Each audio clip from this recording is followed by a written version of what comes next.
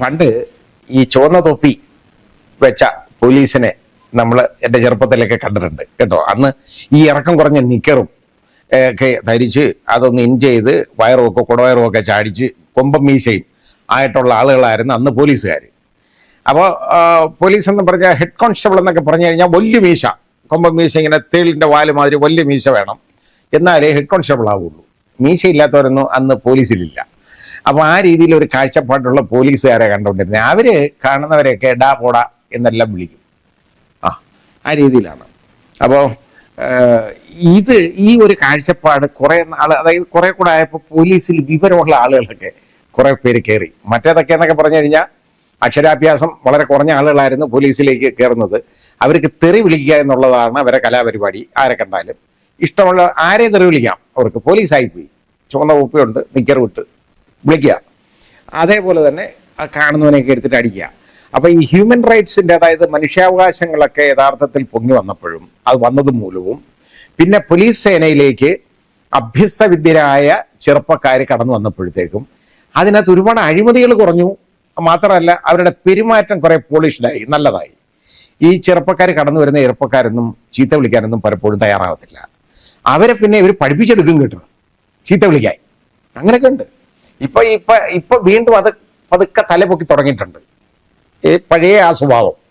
അതിൻ്റെ ഒരു പ്രതിഫലനമാണ് ഈ അടുത്ത സമയത്ത് ഒരു കോടതി ഉത്തരവുമായിട്ട് ഒരാൾ പോലീസ് സ്റ്റേഷനിൽ ചെന്നു കേട്ടോ. ഒരു എന്തോ വണ്ടി റിലീസ് ചെയ്യാനോ അതുപോലുള്ള കാര്യത്തിനെ കണ്ടാണ്, എന്തിനാന്ന് ഞാൻ മറന്നുപോയി. ആദ്യം ആ കക്ഷി ചെന്നു കഴിഞ്ഞപ്പോൾ അവനെ ചീത്തയും വിളിച്ച് അവനെ അതൊന്നും തരാൻ ഒക്കത്തില്ല, ഏത് മജിസ്ട്രേറ്റാ എന്നൊക്കെ ചോദിച്ചു വിട്ടു. അത് കഴിഞ്ഞതിന് ശേഷം ഈ അഭിഭാഷകൻ ഈ ഓർഡറും കൊണ്ട് ഈ കക്ഷിയെ വിളിച്ചുകൊണ്ട് അവിടെ ചെന്നു കഴിഞ്ഞപ്പോൾ എന്താ, അയാളെ അങ്ങനെ എടാ പോടാ പുല്ലേ എന്നും പറഞ്ഞങ്ങ് വിളിക്കല്ലേ ഇഷ്ടംമാതിരി. അത് മുഴുവൻ ഷൂട്ട് ചെയ്ത് യഥാർത്ഥത്തിൽ എന്തായാലും ഈ സോഷ്യൽ മീഡിയ വന്നു കഴിഞ്ഞപ്പോൾ ഇവർ പേടിക്കണം, എവിടെ നിന്നുകൊണ്ടും ആർക്കും എടുക്കാൻ പോകും. ആ രീതിയായി. അപ്പോൾ അതങ്ങ് പ്രചരിക്കാനിടയായി. കാരണം എന്തുമാത്രമാണ്, എന്ത് അഹങ്കാരത്തോടു കൂടിയാണ് അയാൾ ആ അഭിഭാഷകനോട് പെരുമാറുന്നത്. അഭിഭാഷകൻ എന്ന് പറഞ്ഞ യഥാർത്ഥത്തിൽ കോടതിയുടെ ഒരു ഓഫീസർ ഓഫ് ദ കോർട്ട്, കോടതിയുടെ ഒരു ഉദ്യോഗസ്ഥനാണ്. അയാള് ഇത് കോടതിയുടെ ഉത്തരവുമായിട്ടാണ് ചെല്ലുന്നത്. ഏത് മജിസ്ട്രേറ്റും ചോദിച്ചു എന്ത് അഹങ്കാരമായിട്ടാണ് അവരുത്തെ ചോദിക്കുന്നത്. ഞാൻ കണ്ടുകൊണ്ട് ഇരിക്കുകയാണിത് മുഴുവൻ. അപ്പൊ ആ രീതിയിലുള്ള കാഴ്ചപ്പാടുള്ള കുറച്ച് ആളുകളൊക്കെ ഉണ്ട് കേട്ടോ. അപ്പോൾ ഈ കക്ഷിയുടെ എടാ പോടാന്ന് വിളിക്കുന്നത് അങ്ങനെ വിളിക്കാൻ പാടില്ല ഒരിക്കലും. ഇവന്മാരൊക്കെ അവൻ്റെയൊക്കെ വീട്ടിൽ പോയിരുന്നു വിളിക്കണം വല്ലവരെ. ഒന്നുമില്ല, ആരെയും കിട്ടത്തില്ലെങ്കിൽ അവൻ്റെ അച്ഛനെ വിളിക്കണം എടാ പോടാന്ന്, ഒരു കുഴപ്പമില്ല. ഈ കാണുന്ന പൊതുജനങ്ങളിൽപ്പെട്ട ആളുകളെ ഈ എടാ പോടാന്ന് വിളിക്കാനൊന്നും ഈ പോലീസുകാർക്ക് അധികാരമൊന്നുമില്ല. വളരെ മ്ലേച്ഛമായ ഒരു രീതിയിലുള്ള പെരുമാറ്റം അതല്ല പോലീസ് സേനയിൽ നിന്ന് വേണ്ടത്. നമ്മൾ എടുക്കേണ്ടത് മര്യാദയ്ക്ക് പെരുമാറാമല്ലോ ഇവർക്ക്, ഒരു കുഴപ്പമില്ല. സർക്കാർ ഉദ്യോഗസ്ഥരല്ലേ, സർക്കാർ ശമ്പളം വാങ്ങിക്കുന്നവരല്ലേ, പൊതുജനങ്ങളുടെ നികുതിപ്പണം എടുത്ത് ശമ്പളം വാങ്ങി കഴിയുന്ന ആളുകളല്ലേ. പൊതുജനങ്ങളോട് മര്യാദയ്ക്ക് ഇവർക്ക് പെരുമാറാൻ ഒക്കാത്തത് എന്താണ്? അതാണ് നമ്മൾ ചിന്തിക്കേണ്ടത്.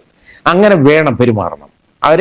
ഞാൻ പറഞ്ഞില്ല, ഇന്ന് ഒരുപാട് അഭ്യസ്തവിദ്യരായിട്ടുള്ള ആളുകൾ, ഡിഗ്രിയും പോസ്റ്റ് ഗ്രാജുവേഷനും അതുപോലെ ഇതൊക്കെ ഉള്ള ആളുകളാണ്. ലോ ഡിഗ്രി പോലും ഉള്ള ധാരാളം ആളുകൾ പോലീസുകാരായിട്ട് പോലും, അതായത് സിവിൽ പോലീസ് ഓഫീസറായിട്ട് പോലും സേവനം അനുഷ്ഠിക്കാൻ തയ്യാറാണ്. കാരണം ഈ ജോലി ഇന്നത്തെ കാലത്ത് ഒരു വളരെ അപ്രാപ്യമായ ഒരു കാര്യമാണ്.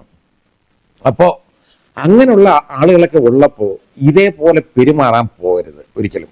പിന്നെ ആ ഒരു അഭിഭാഷക ഉത്തരവുമായിട്ട് കോടതി ഒന്ന് വരുന്നു, അത് ആ കോടതിയുടെ ഉത്തരവുമായിട്ട് വരുമ്പോൾ അയാളെ ഇരിക്കാൻ പോലും പറയാത്തത് തന്നെ വളരെ മര്യാദകേടാണ്. അയാളെ അവിടെ ബഹുമാനിച്ചിരുത്തി അയാളടുത്ത് സംസാരിക്കേണ്ട ഒരാളാണ്. അതിന് പകരം അയാളെ എടാ പോടാന്ന് വിളിക്കുന്ന ഇയാൾ നീ പോടാന്ന് പറഞ്ഞ് അങ്ങ് വിളിക്കുകയാണ്. ഇയാൾക്ക് വേറെ ഒന്നും ഒരു വാചകവും അയാൾക്ക് അറിയാൻ വയ്യെന്നാ നമുക്കതിൽ നിന്ന് വാക്കും നമുക്കറിയാൻ വയ്യെന്നാണ് നമുക്ക് മനസ്സിലാവുന്നത്. ആ രീതിയിലാണ് എടാ പോടാന്ന് വിളിച്ചുകൊണ്ടിരുന്നത്. അങ്ങനെ സഹികെട്ടാണ് കോടതി, കേരള ഹൈക്കോടതി അതേതായാലും വലിയ കാര്യമാണ്, അത് പൊതുജനങ്ങളെ ആരെയും എടാ പോടാന്ന് വിളിക്കരുതെന്ന് പറഞ്ഞു നേരത്തെ. അവസാനം നോക്കിയപ്പോൾ എന്താ, ഈ കോടതിയെ മജിസ്ട്രേറ്റിനെയൊക്കെയാ എടാ പോടാന്ന് വിളിക്കുന്നത്. ആ രീതിയിലേക്ക് മാറി. യഥാർത്ഥത്തിൽ അയാളെ സർവീസിൽ നിന്ന് കളയേണ്ടതാണ് ആ പോലീസുകാരനെ, അതാ വേണ്ടത്. നേരെ ഇച്ചിരി വിവരമുള്ള ഒരു പോലീസുകാരൻ ഇയാളെ പിടിച്ചോണ്ട് പോകുന്നു, എന്നാലും ഇവിടെ കൈ തട്ടി പിടിച്ചിട്ട് എന്നെ വിടുന്നുള്ള രീതിയിൽ പോയിട്ട് പോടാവില്ല എന്ന് പറഞ്ഞുകൊണ്ടിരിക്കുകയാണ്. അതിനും സർവീസ് വെച്ചുകൊണ്ടിരിക്കരുത്. പോലീസുകാരനാവാൻ യോഗ്യനല്ല അയാൾ. ഒരു സബ് ഇൻസ്പെക്ടറായിട്ടിരിക്കാൻ ഒട്ടും യോഗ്യനല്ല അയാൾക്കെതിരെ കർശനമായ ശിക്ഷാ നടപടികൾ വേണം. അത് കണ്ട് മനമെടുത്തായിരിക്കും കോടതി വീണ്ടും പറഞ്ഞത് ഇനി ആരെയും വിളിക്കരുത്. അങ്ങനെ പറയുന്നതിൽ ഒന്നും അർത്ഥമില്ല. ഈ വിളിക്കുന്നവന്റെ എതിരെയെല്ലാം കേസെടുക്കണം, അവനെ കഴിഞ്ഞ് കോടതി വിളിച്ചുകൊണ്ട് വരുത്തണം. അതാ വേണ്ടത്. നടപടിയെടുക്കണം ശരിയായിട്ട്. ആ രീതിയിലോട്ട് പോട്ടെ, എന്നാലേ ഈ സേന നന്നാവുള്ളൂ.